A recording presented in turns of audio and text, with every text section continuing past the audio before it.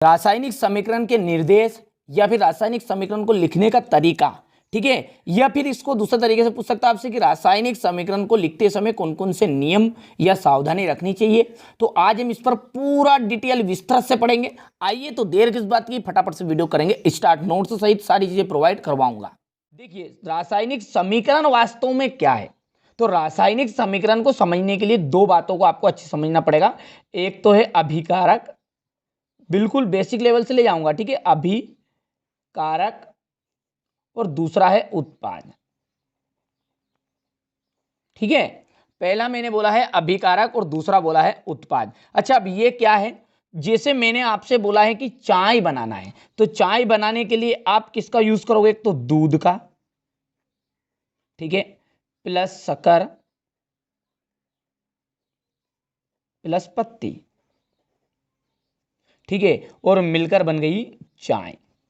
तो यहां पर जो ये दूध है, शक्कर है और पत्ती है, ये क्या है आपका अभिकारक है, ठीक है। और ये चाय है जो बना आपका, ठीक है, वो क्या बना है प्रोडक्ट, वो प्रोडक्ट बना है आपका चाय और उसे कहते हैं उत्पाद, ठीक है। तो यदि डेफिनेशन के रूप में आपसे कोई पूछे कि अभिकारक वास्तव में है क्या, देखिए ये अभिक्रिया में भाग ले रहे हैं, तो हम बोलेंगे कि अभिक्रिया में भाग लेने वाले तत्वों को क्या कहते हैं, अभिकारक कहते हैं।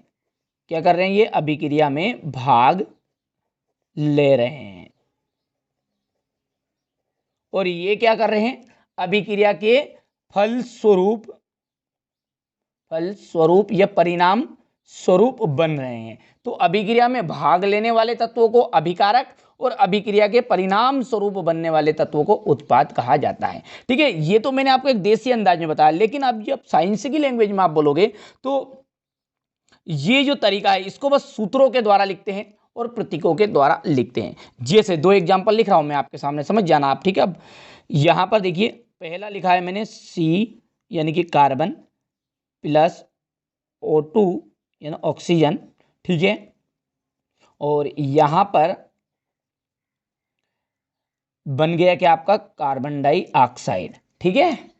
एक और दूसरा एग्जांपल भी लिख सकते हैं अपन, मैग्नीशियम प्लस ऑक्सीजन, ठीक है, क्या बना मिलकर मैग्नीशियम ऑक्साइड, ठीक है।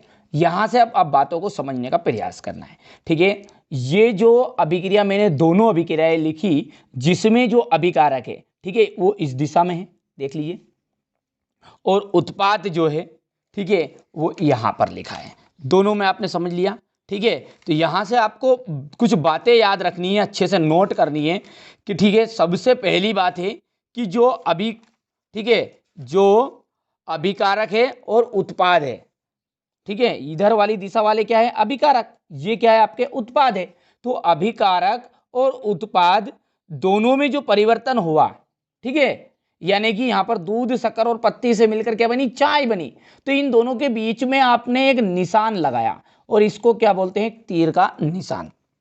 पहला नियम यही है, तरीका, ठीक है। क्या है तरीका पहला, कि अभिकारकों एवं उत्पाद में होने वाले परिवर्तनों को एक तीर के निशान के द्वारा दर्शाया जाता है।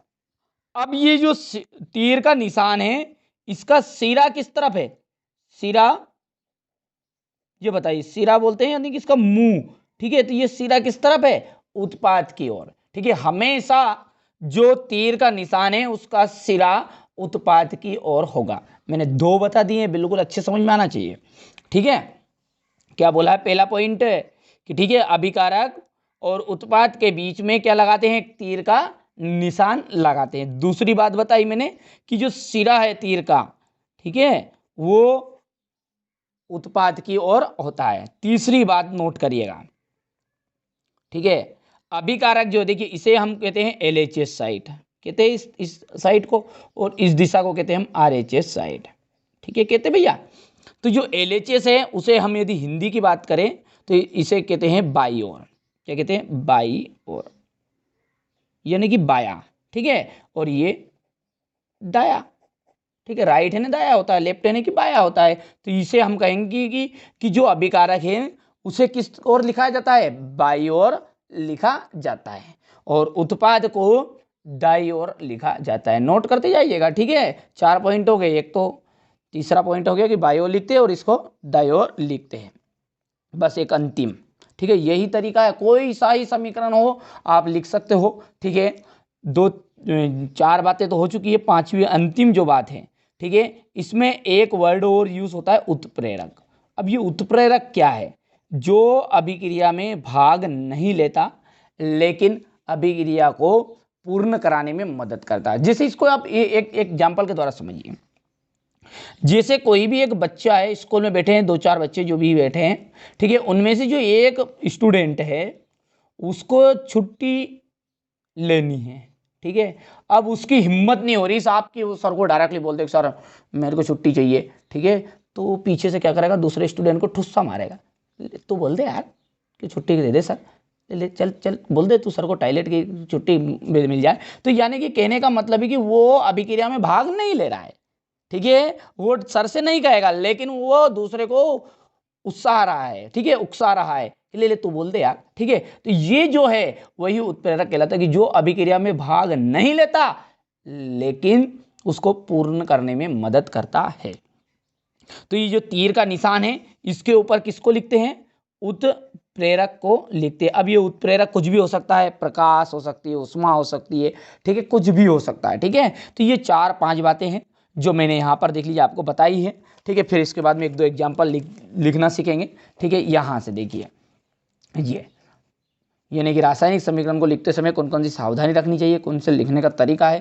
ठीक है, ये देख लीजिए, यहाँ से मैंने नोट कर लिए ये बिंदु, आप इन्हें अच्छे से आप कंप्लीट कर सकते हैं। अब एक दो एग्जाम्पल के द्वारा इसे अच्छे से हम समझ लेते हैं। ठीक है, तो यहाँ से हम एक दो एग्जाम्पल के द्वारा लिखते हैं। जैसे मैंने बोला आपसे कि जिंक है J10, ठीक है, क्या बोल दिया है, एक जिंक है और जिंक जो है वो हाइड्रोजन सल्फेट से क्रिया करता है, यानी कि तनु सल्फ्यूरिक अम्ल बोलते हैं हम इसे, तनु सल्फ्यूरिक अम्ल H2SO4, और इससे अभिक्रिया की इसने तो क्या बना है, जिंक सल्फेट। तो जिंक सल्फेट, सल्फेट ये है और जिंक ये है, तो ये J10SO4 और प्लस करके क्या बचा है H2।